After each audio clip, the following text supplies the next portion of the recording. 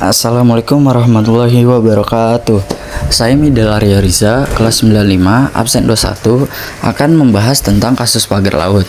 Nah, kita masuk bagian identifikasi masalah. Pagar laut merupakan infrastruktur penting yang berfungsi melindungi kawasan pesisir dari ancaman abrasi, erosi, dan gelombang tinggi. Namun, saat ini banyak pagar laut di Indonesia yang mengalami kerusakan parah akibat faktor alam seperti cuaca ekstrim dan air asin, serta kurangnya perawatan.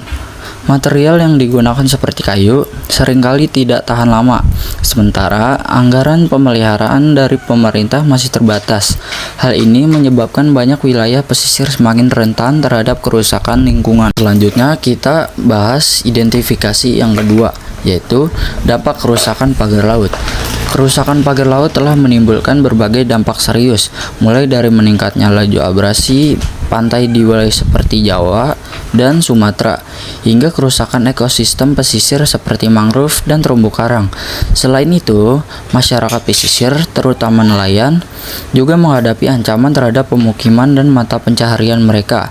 Jika tidak segera ditangani, kerugian ekonomi dan ekologis akan semakin meluas, bahkan berpotensi menimbulkan bencana yang lebih besar seperti intrusi air laut ke pemukiman penduduk. Nah, selanjutnya kita bahas identifikasi yang ketiga, yaitu penyebab kerusakan pagar laut. Nah, penyebab kerusakan pagar laut yaitu dibagi menjadi dua, yaitu satu, faktor alam dan faktor manusia. Nah, kita bahas tentang faktor alam. 1. Gelombang dan arus kuat. Erosi terus-menerus oleh gelombang besar melemahkan struktur arus pasang surut, menggerus pondasi pagar laut. 2. Korosi air laut. Garam dalam air laut mempercepat karat pada material logam. Material tidak tahan lama, cepat merusak tanpa perlindungan. 3. Bencana alam.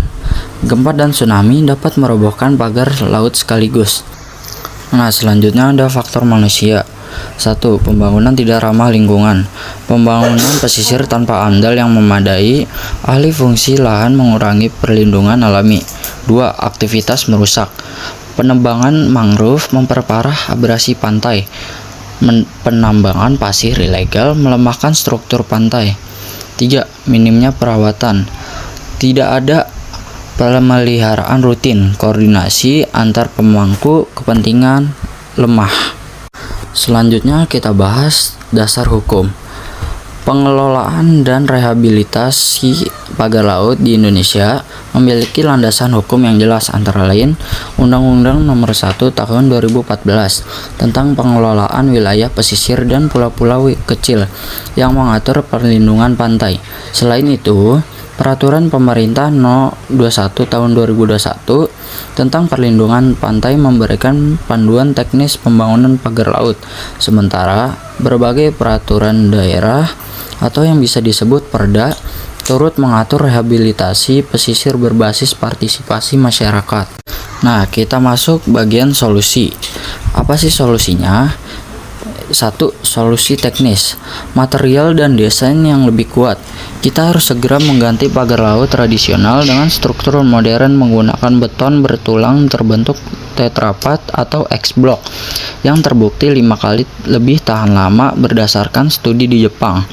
Untuk daerah terpencil, geotube atau yang bisa disebut kantong pasir berlapis geotekstil menjadi alternatif praktis dengan biaya 40% lebih murah namun tetap efektif.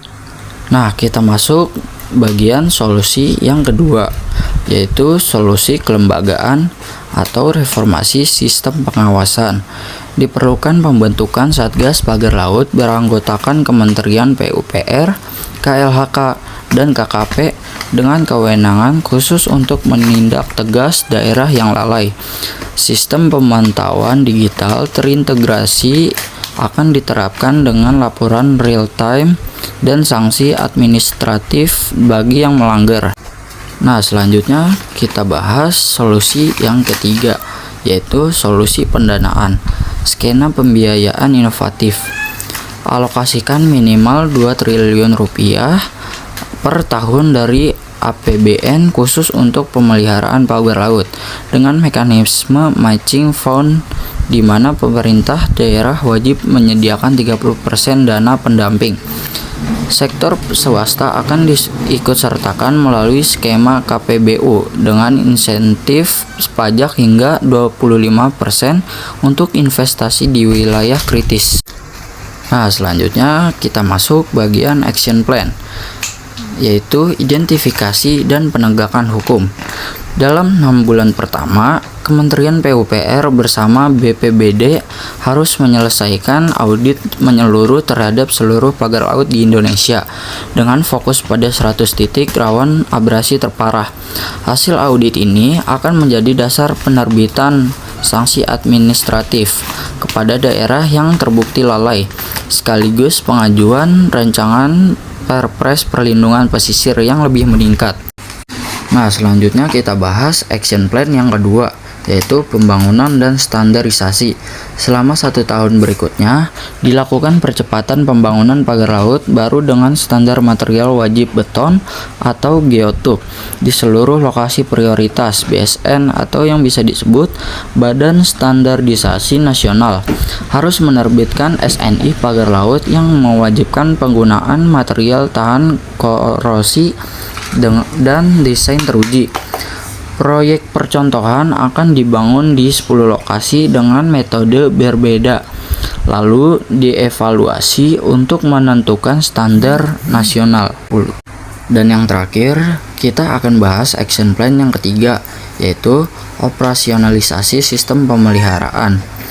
Pada fase akhir, Satgas Pagar Laut akan sepenuhnya operasional dengan sistem pemantauan real-time menggunakan sensor laut dan drone. Masyarakat dapat melaporkan kerusakan melalui aplikasi khusus dengan respon tim perbaikan maksimal 7 hari kerja.